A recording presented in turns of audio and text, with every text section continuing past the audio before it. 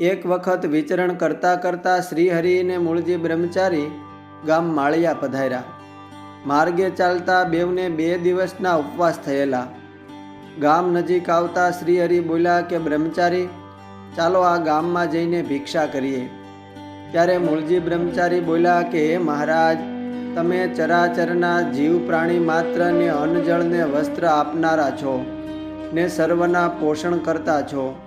તમે આવા ઐશ્વર્યવાન હોવા છતાં ભિક્ષા માંગો એ તમને ઠીક ન દેખાય. ત્યારે શ્રીહરિ બોલ્યા કે તમે કશું બોલશો નહીં, અમારી પાછળ પાછળ ચાલ્યા આવો, જુઓ અમે ભિક્ષા માંગીશું. આમ કહીને શ્રીજી મહારાજ અને બ્રહ્મચારી ગામમાં એક બ્રાહ્મણના ઘરે ભિક્ષા માંગવા સારું ગયા. બ્રાહ્મણના ફળિયામાં જઈને શ્રીહરિએ સાદ કર્યો, સચ્ચિદાનંદ પ્રભો નારાયણ હરે. એટલે એ બ્રાહ્મણે આવીને શ્રીહરિને એક રોટલો અને અથાણું ભિક્ષામાં દીધું. શ્રીહરિએ હાથમાં એક રોટલો અને અથાણું લઈને વિચાર કર્યો કે આ એક રોટલે 2 જણને પૂરું થશે નહીં, ને બ્રહ્મચારી તો 2 દિવસના ભૂખ્યા છે, તો એને જમાડ્યા વગર તો જમાશે નહીં. એમ જાણીને રોટલો અને અથાણું બ્રાહ્મણને પાછું આપતા બોલ્યા કે આ અમારા બ્રહ્મચારી પણ 2 દિવસથી જમ્યા નથી, અને એ બધાય બ્રહ્મચારીઓના ગુરુ છે, તેમજ ઉત્તમ પવિત્ર બ્રાહ્મણ છે, એટલે તેઓ જમશે પછી જ અમે જમીશું.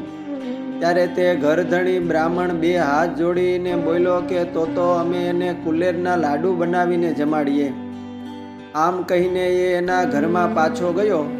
ત્યાં શ્રીહરિ બોલ્યા કે ગોર મહારાજ, બાજરાનો લોટ અને મીઠું આપશો તો એ એમના હાથે બાંટી બનાવીને જમશે. બ્રાહ્મણ એમના ઘરમાંથી બાજરાનો લોટ અને મીઠું લઈને આવ્યા ને શ્રીહરિને ભિક્ષામાં દીધા. તે ભિક્ષા લઈને શ્રીહરિ અને બ્રહ્મચારી મચ્છુ નદીના કિનારે આવ્યા અને નદીના નિર્મળ જળમાં સ્નાન કરીને સંધ્યા વગેરે કર્યા. ત્યારબાદ શ્રીહરિ બ્રાહ્મણે ભિક્ષામાં દીધેલ બાજરાનો એક રોટલો ને અથાણું જમ્યા. બ્રહ્મચારીજીએ નદીના પટમાં વીરડામાંથી જળ ભરીને ગાળીને લાવી રાખેલું એ ચડું કરીને પીધું. એ સમયે બ્રહ્મચારીને તો એ બાજરાના લોટમાંથી બાટી બને એમ કાંઈ હતું નહીં. તે બાજરાના લોટમાં જ મીઠું અને પાણી ભેળવી અને પી ગયા. થોડી વારે હાથ મુખ ધોઈને જળ ધરાવીને સંધ્યા ઢળી એટલે બેઉ વાતુએ ચડ્યા. એટલે મૂળજી બ્રહ્મચારીએ પૂછ્યું કે મહારાજ, આપણને ભિક્ષા આપી એ બ્રાહ્મણની શી ગતિ થશે? આ સાંભળીને શ્રીહરિ અતિ પ્રસન્ન થયા થકા બોલ્યા કે એણે આપણને બેઉને જમાડ્યા છે. ખુદ મારા કરતાં પણ તમારા મહિમાએ વિપ્ર તમારા સારું કુલેરના લાડુ આપવા રાજી થયો. એ મહિમાના પુણ્યે અમે એને અંતકાળે અમારા અક્ષરધામમાં તેડી જાશું. સમય જતાં એ માળિયાના વિપ્રનો અંતકાળ આવ્યો.